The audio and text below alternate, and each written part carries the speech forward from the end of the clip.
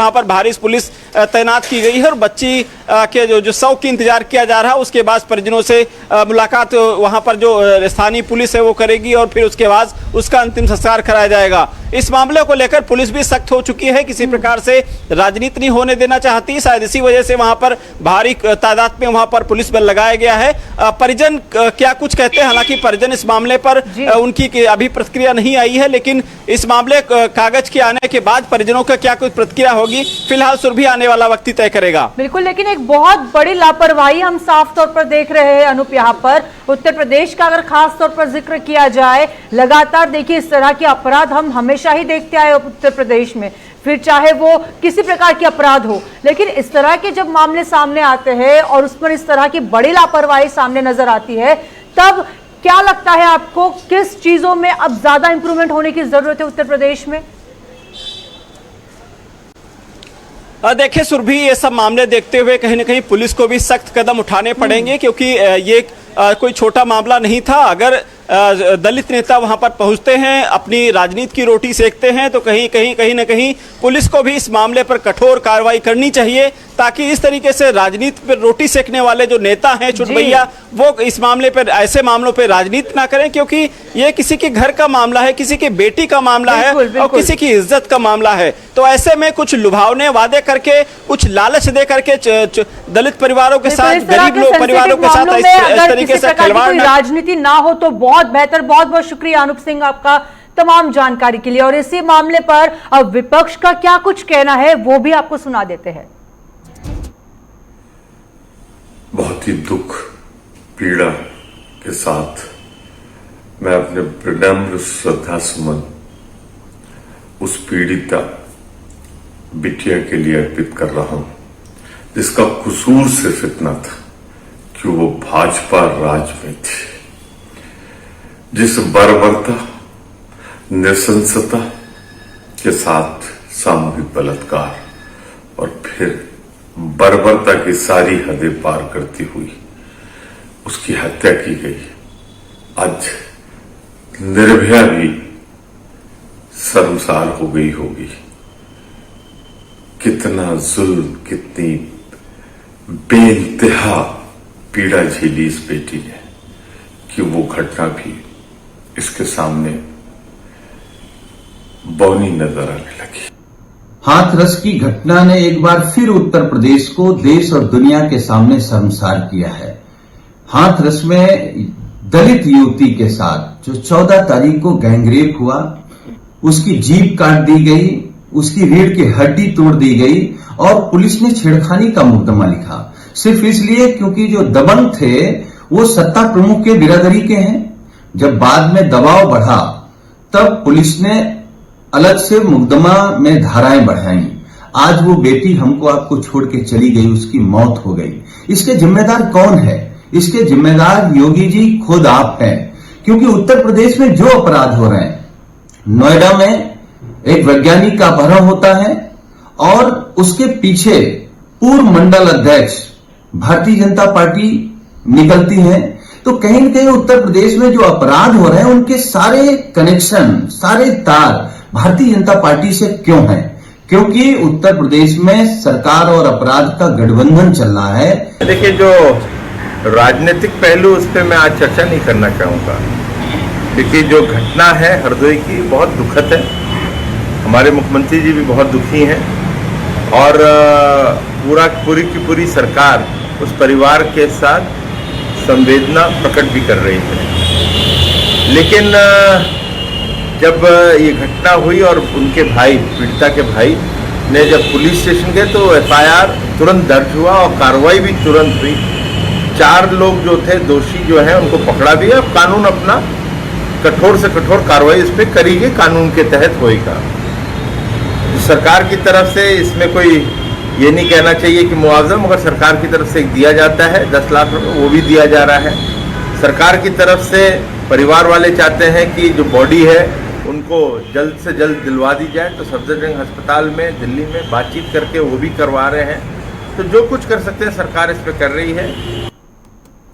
वही बागपत में Delhi Saharanpur 709 B highway पर तेज रफ्तार का कहर देखने को मिल रहा है, जहां एक टैंकर और ईंटों से भरे ट्रैक्टर ट्रॉली की भिड़ंत हो गई, जिसमें 4 लोग घायल हो गए। स्थानीय लोगों और मौके पर पहुंची पुलिस ने चारों को जिला अस्पताल में उपचार के लिए भेजा, जिसमें से एक की हालत अब गंभीर बनी हुई है, जिससे डॉक्टर ने हायर कर सेंटर के लिए रेफर कर दिया है।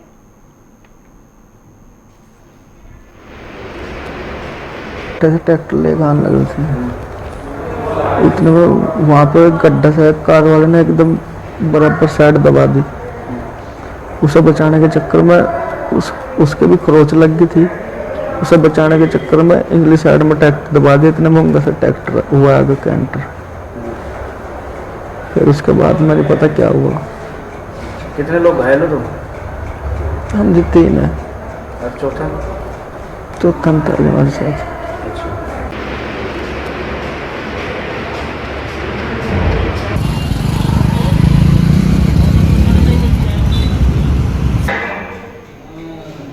और इसी बीच एक बड़ी खबर आ रही है उत्तर प्रदेश से। उत्तर प्रदेश के रामलीला मैदान की एक बड़ी खबर, जहां पर अब दुर्गा पूजा को लेकर विवाद होना शुरू हो चुका है।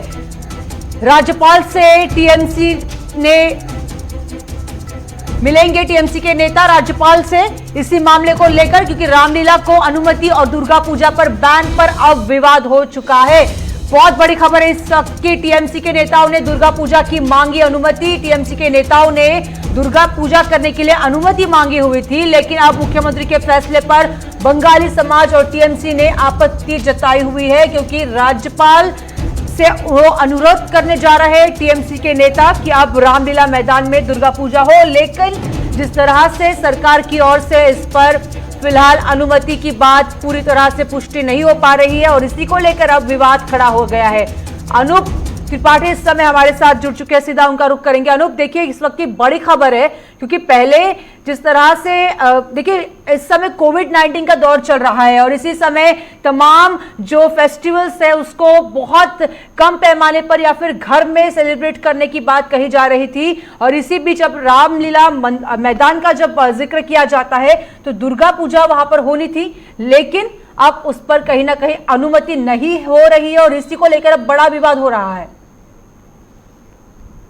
देखिए सुरभि, 24 घंटे पहले कल उत्तर प्रदेश के सीएम योगी आदित्यनाथ ने यह फैसला किया था कि कोविड-19 की गाइडलाइंस के अनुसार नियमों का पालन करते हुए रामलीला का मंचन होगा। रामलीला का जो पूरा कार्यक्रम है वो उत्तर प्रदेश में किया जाएगा और इसमें 100 लोग तक की भीड़ शामिल हो सकती है, यानी कि जो रामलीला होगी उसमें 100 लोगों की भीड़ जमा हो सकती है। और इसके साथ ही जो दुर्गा पूजा के पंडाल सजते थे जिसमें बड़ी संख्या में लोग एकत्र होते थे, खासतौर पर पिछले कुछ वर्षों से राजधानी लखनऊ सहित तमाम उत्तर प्रदेश के बड़े जिलों में दुर्गा पूजा का आयोजन बहुत भव्य पैमाने पर होता आया रहा है। लेकिन इस बार मुख्यमंत्री ने कहा कि दुर्गा पूजा के पंडाल नहीं सजेंगे और जो दुर्गा पूजा है प्रतिमा घर में स्थापित करें और लोग घरों में पूजा करें। ये बयान आने के बाद, मुख्यमंत्री योगी आदित्यनाथ का यह फैसला आने के बाद आज उत्तर प्रदेश में जो बंगाली समाज है उन्होंने आपत्ति दर्ज कराई है। उन्होंने कहा कि जब रामलीला को अनुमति है तो फिर दुर्गा पूजा पर बैन क्यों है? दुर्गा पूजा को भी सशर्त अनुमति दी जानी चाहिए। अगर रामलीला का मंचन हो रहा है तो दुर्गा पूजा के पंडाल भी सशर्त खोले जाने की अनुमति दी जानी चाहिए। वहीं तृणमूल कांग्रेस, चूंकि सुरभि बंगाल में, पश्चिम बंगाल में दुर्गा पूजा भव्य पैमाने पर मनाई जाती है, तो लिहाजा तृणमूल कांग्रेस ने भी इस पर आपत्ति दर्ज की है। आज टीएमसी के उत्तर प्रदेश के जो नेता हैं उन्होंने मुख्यमंत्री योगी आदित्यनाथ को एक पत्र लिखा है और इस बैन को हटाए जाने की मांग की है। दुर्गा पूजा पर जो बैन है उसको खत्म किए जाने की मांग की है। साथ ही टीएमसी के नेताओं ने यह फैसला किया है कि वो कल उत्तर प्रदेश के राज्यपाल आनंदीबेन पटेल से मिलेंगे, उन्हें ज्ञापन देंगे और मांग करेंगे कि मुख्यमंत्री योगी आदित्यनाथ के इस फैसले में राज्यपाल हस्तक्षेप करें और दुर्गा पूजा को भी रामलीला की भांति सशर्त अनुमति दी जानी चाहिए। लेकिन देखिए ये सवाल होता है ना कि टीएमसी को यह भी समझना जरूरी होगा, कोविड-19 का दौर लगातार जारी है, सोशल डिस्टेंसिंग की एक तरफ बात होती है, अगर देखिए सरकार ने अब मान लीजिए अगर फैसला सुनाया भी होता कि आप वहां पर दुर्गा पूजा कर सकते हैं, फिर बाद में सोशल डिस्टेंसिंग मेंटेन नहीं हो पाई होती, फिर बाद में टीएमसी ने और सवाल किए होते कि भाई सोशल डिस्टेंसिंग कहाँ है, किस तरह से सरकार ने अनुमति दे दी। मतलब इस पूरे मामले में भी अब राजनीतिक मोड़ आ गया है, लोगों की भावनाओं के साथ भी अब खिलवाड़ हो रहा है। बिल्कुल सुरभि, देखिए बिल्कुल सुरभि, जिस तरह से ये फैसला कल मुख्यमंत्री योगी आदित्यनाथ का आया, उसके बाद टीएमसी और बंगाली समाज दोनों की तरफ से ये आपत्ति दर्ज की गई कि अगर रामलीला को सशर्त अनुमति मिल रही है तो फिर दुर्गा पूजा को अनुमति क्यों नहीं दी जानी चाहिए। और इसी को लेकर अब ये मामला राजभवन की तरफ बढ़ता हुआ दिखाई दे रहा है। हालांकि अब सरकार इस पर क्या बैकफुट पर आएगी, सरकार क्या दुर्गा पूजा को अनुमति देगी, ये बड़ा पेचीदा मामला अभी होता हुआ दिखाई दे रहा है। देखना होगा कि कल जब राज्यपाल के पास टीएमसी के नेता जाते हैं, हाँ। बंगाली समाज के लोग इस पर विरोध अपना दर्ज कराते हैं राज्यपाल के पास, तो क्या राज्यपाल आनंदीबेन पटेल इसमें राज्य सरकार को, उत्तर प्रदेश की बीजेपी सरकार को कोई निर्देश जारी करती हैं? चलिए, बहुत बहुत शुक्रिया अनूप त्रिपाठी आपका तमाम जानकारी के लिए। तो एक बड़ी खबर थी जहां पर अब देखिए इन फेस्टिवल्स को लेकर भी अभी से वाद विवाद शुरू हो चुका है। इसी के साथ बढ़ते हैं अगली खबर की ओर। फतेहपुर की एक खबर है। फतेहपुर में सदर कोतवाली के लखनऊ बाईपास के पास 2 ट्रकों में टक्कर हो गई है और जिस हादसे में दोनों ट्रकों में सवार खलासी और ड्राइवर की मौके पर ही मौत हो चुकी है। देर रात हुई घटना की सूचना मिलते ही पुलिस ने मौके पर पहुंचकर कड़ी मशक्कत के बाद दोनों के शवों को गाड़ी से बाहर निकाल लिया है। वहीं हादसे में घायल युवक को इलाज के लिए भी जिला अस्पताल में भर्ती कराया गया है। रात में एक गाड़ी खड़ी थी पहले से, 10:30 बजे की बात है। दूसरी गाड़ी पीछे से आकर के उसमें तेज गति से टकरा गई, जिससे एक खलासी और जो गाड़ी चला रहा था ड्राइवर, उसकी मृत्यु हो गई। पुलिस मौके पर पहुंच के दोनों को अस्पताल भिजवाया गया था और वहां पर उनकी मृत्यु हो गई है और पंचनामा पर पोस्टमार्टम की कार्रवाई की गई है, विधिक कार्रवाई पुलिस के द्वारा की जा रही है।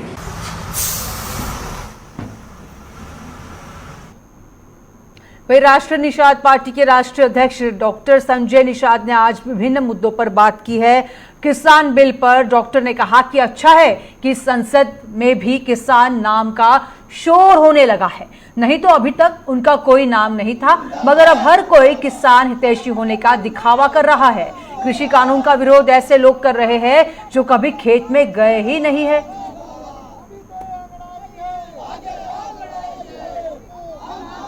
का नाम कम से कम सदन में चलने लगा। अब तक जब 100 साल से यही मांग होता था कि भाई जो 1 रुपए का माचिस बनाता है उसका वो दाम तय करता है, तो हम ही खुद ज्ञापन देने वाले हैं कि अब किसान अपना दाम स्वयं तय करे कि कितने में हम बेचेंगे। सरकार में बैठे हुए जो पैर कभी खेत में नहीं पड़ता था वो इन किसानों के समर्थन मूल्य तय करते थे, तो ये तो इनके हित में विरोध में था ना, कि जो कभी खेत में गया नहीं। और जब ये बनिया के यहाँ से खाद खरीद रहे हैं, बीज खरीद रहे हैं, दवाई खरीद रहे हैं, तो बनिया बनाने किसान, जिस तरीके से बनिया दुकान खोला वो सब किसान लोग, तो अब किसान कम से कम भंडारण कर सकता है, किसान कहीं बेच सकता है। पहले था कि ट्राली में भर के लेके जाता था, मंडी में नहीं जाके कहीं दूसरे के यहाँ गया तो उसकी ट्राली भी जब्त हो जाती थी और किसान का अनाज भी जब्त हो जाता था। तो मैं इसके समर्थन में हूँ। दूसरा जो मामला है उसका जो समझौते का कि किसान कर्ज लेगा और दूसरे समझौता, हम कहते कोई आदमी अब गंवार नहीं रह गया है, इतना होशियार हो गया है कि प्रधान सरकारें बदल देता है बटन दबा के। जब वो सरकार बदल सकता है तो कानून भी बदल सकता है। अगर उसके हित में कानून नहीं रहेगा तो डॉक्टर संजय 2022 में यही जो चुनाव हो रहा है उसमें हम जाएंगे सदन में, बिना हमारे सरकार उत्तर प्रदेश की नहीं चलेगी, यहीं से दिल्ली भी हिला दूंगा। और किसानों का जो कानून अगर गड़बड़ रहेगा तो किसान प्रदर्शन नहीं कर रहे हैं, अभी तो अंग्रेजी में बिल आया। वही गांव के विकास के लिए सरकार की ओर से करोड़ों रुपए खर्च किए जा रहे हैं, लेकिन विकास कार्य कागजों तक ही सीमित होकर रह गया है। करोड़ों रुपए खर्च होने के बाद भी जमीनी धरातल पर विकास कार्य नहीं दिख रहा है। ताजा मामला बस्ती जिले के इजरगढ़ गांव का है, जहां पर ग्रामीणों ने ग्राम प्रधान पर सरकार की योजनाओं में घोटाला करने के आरोप लगाए हैं। प्रधान का आरोप है कि आवास के नाम पर आए पैसे भी उन्होंने हड़प लिए हैं और इस पूरे फर्जीवाड़े का जिलाधिकारी ने संज्ञान भी लिया हुआ है और जिसका सीडीओ को तत्काल जांच कराकर सख्त से सख्त कार्रवाई करने के निर्देश भी दिए हैं। प्रधान अपने कैंडिडेट निकलवाई के और अपने कही के कहीं फलाने दे जा कहीं दवा हमरे लगे रही तो हम कुछ मदद कर दे, अगर बाद में नहीं थोड़े लगे रही तो हम मदद नहीं कर पाए। यहीं पे पैसा निकाल लिए, 1000 पैसा निकलवाएगा हमसे ले लेंगे, 1,20,000 रुपया ले लेंगे। क्या कहे के निकलवाए आपसे? कही के हमसे निकलवाए नहीं भेद पे कि अगर दी तो निकाल पैसा हम दे दा तो लगे रही हम तो गते बढ़ निकल गया आपके? निकल गया, हमको नहीं मिला सर। पता कब चला आपको कि शौचालय पर? हमको नहीं पता चला, थोड़ी देर हुआ पता हुआ कि पैसे निकल गए, आपको बनवाए कि नहीं बनवाए। कोई जांच करने वाले आए थे, इसलिए मैं बोला नहीं बनवाया हूँ, मिला ही नहीं तो बनवाए कैसे। आपके परिवार में कितने लोगों के नाम से निकला है? 3 लोग के। और मिला किसी को नहीं? किसी को नहीं मिला है। पैसा तो खाते में आता है कि चेक मिलता है? चेक मिलता है। मिला कुछ चेक? कुछ ही नहीं। गाँव वालों द्वारा शिकायत पत्र प्राप्त होना बताया गया, जिला अधिकारी महोदय को दिया गया है। वहीं मुजफ्फरनगर में रंगदारी और अन्य गंभीर धाराओं में स्कूल प्रबंधक के खिलाफ मुकदमा दर्ज किया गया है। दरअसल अभिभावकों ने स्कूल प्रबंधक पर आरोप लगाया था कि स्कूल फीस जमा करने के लिए वो उन्हें धमकी दे रहा है, जिसके बाद परिजनों ने आरोपी के खिलाफ मुकदमा दर्ज कराया है। पुलिस ने कार्रवाई करते हुए विभिन्न धाराओं में स्कूल प्रबंधक पर मुकदमा दर्ज कर लिया है। ये हुआ कि मेरा साला है, उसकी बच्चियां इसके स्कूल में पढ़ती थी और इसने एक्सटॉर्शन मनी के रूप में अवैध फीस वसूली कर रहा है। हमने इसके खिलाफ थाना खतौली पर एसएसपी महोदय को भी प्रार्थना पत्र दिया, तो एसएसपी साहब ने इस पर संज्ञान लेते हुए राजवीर सिंह टीटू के विरुद्ध मुकदमा पंजीकृत करने के आदेश किए हैं और थाना खतौली पर मुकदमा पंजीकृत हो गया है।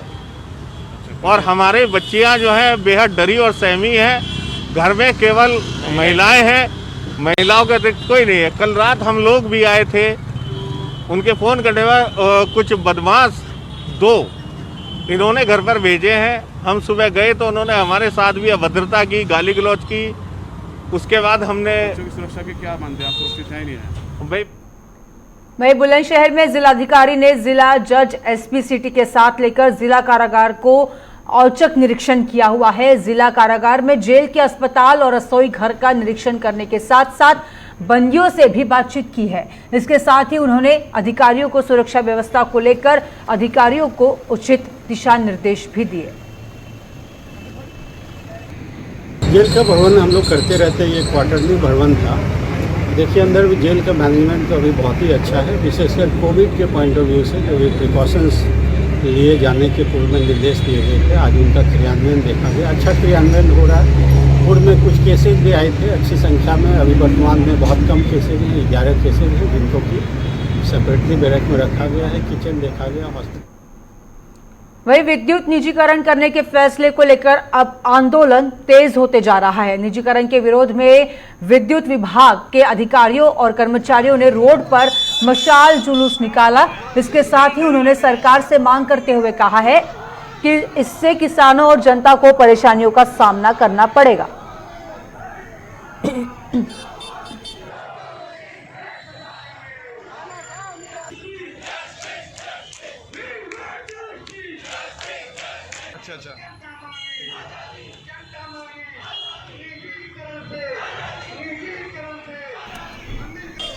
पूर्वांचल विद्युत वितरण निगम लिमिटेड को निजी हाथों से सौंपे जाने को लेकर कर्मचारियों और अधिकारियों का विरोध लगातार तेज होता जा रहा है।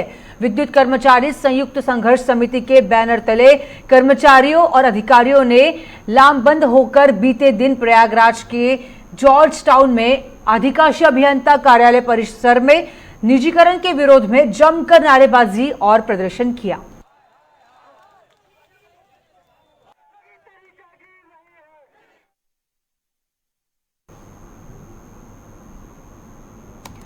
वही योगी सरकार जनता को स्वास्थ्य सुविधा उपलब्ध कराने के लिए लाखों दावे कर रही है, लेकिन उसके बाद भी अधिकारी सीएम योगी के आदेशों की धज्जियां उड़ा रहे हैं। ताजा मामला मैनपुरी का है, जहां पर 6,000 रुपए सुविधा शुल्क न मिलने पर गर्भवती महिला को अस्पताल से रेफर कर दिया गया है, जिसके बाद प्रसूति ने जीटी रोड पर खुले अस्पताल आसमान के नीचे बालिका को जन्म दिया। जानकारी के मुताबिक उसके बाद प्रसूता की हालत खराब हो गई है, जिसकी सूचना देने पहुंची एम्बुलेंस से बच्चा को दोबारा सामुदायिक स्वास्थ्य केंद्र वापस ले जाया गया है, जहां वो अब खतरे से बाहर बताई जा रही है। मामला क्या, डिलीवरी होने को थी, यहाँ ले गया सुबह, इन्हें 2 घंटे का टाइम लिया था जी। इन्हें 2 घंटे के बाद मना कर दी कि आप मैनपुरी ले जाइए जी। इन्हें पर्चा भी नहीं बनाया, फिर मिथिलेश के यहाँ ले गए जी। घर पे पहुंचे, उनने बोला कि भाई 6000 रुपये लगेंगे जी। इन्हें कहा भाई 6000 तो नहीं, हाथ जोड़ पैर छू के हमारे पापा ने कही भाई 6000 तो नहीं, कुछ भी करो। तो क्या पैसा, तो करते करते इन्हें 4500 रुपये में हाँ भर्ती के हॉस्पिटल ले चलो जी। फिर हॉस्पिटल लेके आए, फिर इन्हें दोबारा मना कर दी, फिर यहाँ से ले जा रहे, भाई प्राइवेट ले जा रहे थे हम, जल्दी जल्दी में कहीं हो जाए। इन्हें बताया कि बच्चे में धड़कन भी नहीं है, बच्चा खतरे में है, तो यहाँ ले जा रहे थे जी। नहीं तो देखिए आपने उत्तर प्रदेश की लचर व्यवस्था। चलिए इसी के साथ फिलहाल इस बुलेटिन में वक्त हो चला है यही रुकने का, लेकिन देश और दुनिया की तमाम बड़ी खबरों के लिए आप बने रहे हमारे साथ, देखते रहे JK 24/7 न्यूज। नमस्कार।